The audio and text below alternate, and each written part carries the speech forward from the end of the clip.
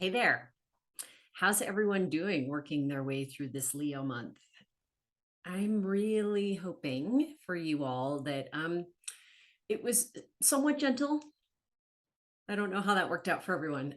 I've heard some really good stories. I've heard some really hard stories. I've heard all the stories of every which way. And I hope that it's at least been a way to maybe at least through the astrology and that you've learned that there is some solace around and maybe some acceptance around what it is that we're getting to know about ourselves at this time, getting to know about others, getting to know about the environment around us and that kind of thing. So um I really that Mars Uranus North Node conjunction at the beginning of the month was it was a big one, and there was lots of pressure building up to it on August 1st, and then there was pressure as it moved away. And so now it's moved pretty much out of aspect. What was shaken up, as Mars and Uranus tend to do, has done its shaking. And so now we're into the final week of Leo. And so the first aspect I want to talk about, let me pull it up because I'm so excited, is this is for the week of August 15th to August 20. The sun moves into Virgo on August 22nd. So sometime during the day on the 22nd. So let's just go with this last week of Leo being about the 15th to midday or so of the 22nd. And what we really see this week, the first thing I really notice and I love is Venus, who is one of the benefics in the chart, as we call her, tends to bring more blessings and ease. She's one of the ease and grace planets. Not always. She can wreak havoc, but her goal is to be a benefic. She's trining the other benefic, Jupiter, in Aries. So we've got Jupiter in Aries with this big, beautiful blue line, trining is what we call it, to Venus and Leo. And that tends to be one of the easier aspects. So what will we notice with this aspects? First thing is relationships.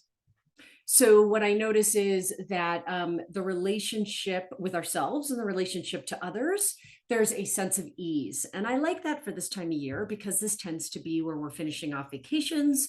I know for some reason we send kids back to school this early, which I don't agree with. However, it's kind of like those last exciting moments of summer and enjoying the weather and spending it with people that really are near and dear to our hearts is really a cool thing to do. And also spending some time with ourselves to really take stock potentially of what came out of the last few weeks and who was really there for us or who we spent our time with and who we enjoyed and where things were a little bit more challenging, and then to really just use that as information to move forward. But I like this, like anyone who's getting married in this time frame, nice job. If you did not consult an astrologer, Jupiter trine Venus would be a great marriage line to be married under. It's in the fire signs. That's going to be one hell of a party. But yeah, this is a little bit of a party aspect and the celebration. Like, let's celebrate the beauty of life and celebrate the people that we have in our lives. Even if the people in our lives are there to teach us something versus something that makes it really easy and makes us laugh. Maybe it's time, maybe it's a little bit that we can giggle at ourselves this week. How about that? Okay. So this is in play all week. On Thursday, August 18th is when it's actually pretty much exact degree.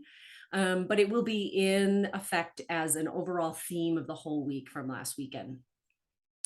Let's look at here's a big one. So on August 20th, my husband's birthday, the Mars, the planet who was in Taurus, doing this little stellium with all these guys, is moving into Gemini. So Saturday, August 20th, Mars moves into Gemini. And the interesting thing about this is where Mars will retrograde this year. That means that Mars, which normally spends 6 weeks in a sign, will spend 7 months. Yep, 7 months in Gemini. That's a big deal. So we're going to talk about this a lot. So I think that, in fact, I'll do a whole video on it because it's 7 months of our life. So we're going to talk about like, where is it going to affect us in our chart? What energy are we going to be looking for? Because Mars does rule energy. It rules vitality. It rules how we step forward in the world. It rules how we initiate things and how we go for it. That's Mars energy. Mars really rules the courage and confidence we have. And in Gemini, interestingly enough, it'll be about communication. Again, it'll be about who we interact with and how we interact with other people. Gemini, it's an air sign. So Mars is a fire sign in an air sign. Mars doesn't have any Mars and Gemini, actually, they get along really well because they like to move really fast. So we're going to talk really fast. We're going to move really fast. We're going to do it really fast. But the goal would be is to pay attention to when you're talking really fast and moving really fast and what's happening in that time frame. It's cool if it's all working and it's staying in order and like things are really singing and going for it. But if things start to get like too fast, or you're tripping or clumsy or fall off your bike, or something like that, then this is a time where you might be like, okay, I got to use my Mars to get up the hill and to communicate with my friends that are riding with me, but I don't need to do it at the fastest pace, because the other thing about Mars and Gemini is this is not a marathon pace. This is more of a sprint pace. So you're going to find also, because Gemini is a double-bodied sign, as we refer to it in ancient astrology, which means that it can do multiple things. And it can see both sides, and it really has that duality component to it. It also, what I like to say is Gemini has that ability to both reach the heavens as well as reach under the earth into the underworld. So both light and shadow. This is the double-bodied signs, can see the light and can see the shadow. So with Gemini, it's literally about our communications, and it's about our interest in things that we like to study or things we like to do. With Mars there, you're going to see the pace pick up. So this is a really interesting thing that I've already told you enough about. But anyway, just notice that this is where this energy is going to go, and we're going to spend 7 months really contemplating it. So I'll do a whole separate video on that. The other thing that's really interesting in this week that is also important to just put a pin in is on August 21st and August 22nd. These 2 days specifically, let me find Mercury. Mercury in Virgo at 25 degrees is doing two things. It is opposing Neptune. So that actually was on the 20th that it was more exact. So it's opposite. Mercury is opposite the planet Neptune. So this is an interesting energy. On one side, the way I like to look at Mercury opposite Neptune is this can be a very intuitive side. This can be a way that you know things without being able to quantify how you know them. Our planet and people don't really respect that so much. We always want to know what's the information behind there. I have this in my chart, and like sometimes I'll just look at my husband and I'm like, there's something wrong with the pipes in the wall over there. And he'll be like, what are you talking about? You have no idea what you're talking about. And I'm like, I don't know why I know this, but there's like holes in the pipes or something like that. And lo and behold, within the few weeks, like someone came and they were like, you have to get all these pipes replaced because you've got holes in them. And he's like, how did you know that? And I'm like, I don't know. I just knew it. So this is an interesting, so to use that information, even pay attention to it for yourself. So if you don't believe this about some part of yourself that just knows things but can't quantify it, use this time frame to take notes, to be like, oh, I was right about that. Oh, I can trust myself to be able to know this. Because the other flip side of it is where we deceive ourselves or where we deceive others. So Mercury opposite Neptune, this little opposition line right here, can create deception, can create illusion. It can also, we can get under the spell or the magic of someone else. Now that can be really great if we're in good company, but if we're not in good company, then that doesn't necessarily go so well. So make sure that you're paying attention to who you're in good company with. You're listening to your internal compass. It's like, I don't really believe this person has my best interest at heart, or that this person really knows what's best for me. I'm going to walk away for a few days. Mercury opposite Neptune is just a few days to say, I'm going to hold out on that. So like if someone presents you with something that seems a little too good to be true, this might be a good time to say, you know what, I'm going to wait a few days on this. I'll wait till Mercury gets through Neptune before I make that decision.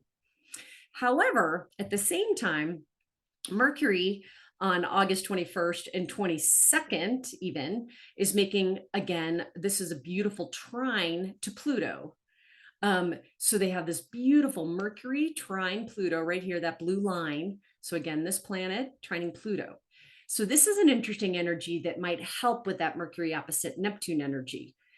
Mercury trine Pluto is the investigator. So it's like the one who is going to be able to dig deep under and go, I'm not sure that I think, I feel like this is not true for me, or whatever it is. Or it's going to dig deeper. It's going to learn something through a Mercury opposite Neptune experience. And then it's going to say, okay, let me walk away.